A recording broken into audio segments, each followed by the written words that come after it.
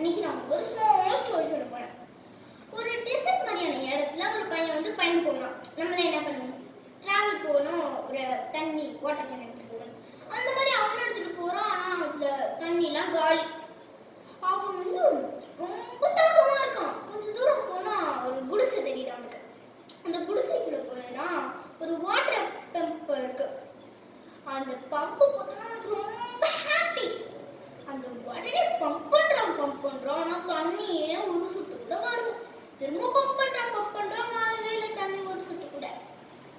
அப்பதான் கவனிச்சான், ஒரு water can இருக்கு சின்னதா, அதுல கூட ஆஃப் தண்ணி தான் இருந்தது. உடனே வேகமா குடிக்க வரான். அப்பதான் கவனிச்சான், அந்த வால்ல வந்து ஒரு நோட் எழுதப்பட்டிருக்கு.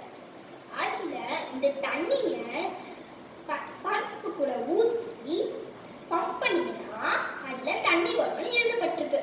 அவனுக்கு ஒரே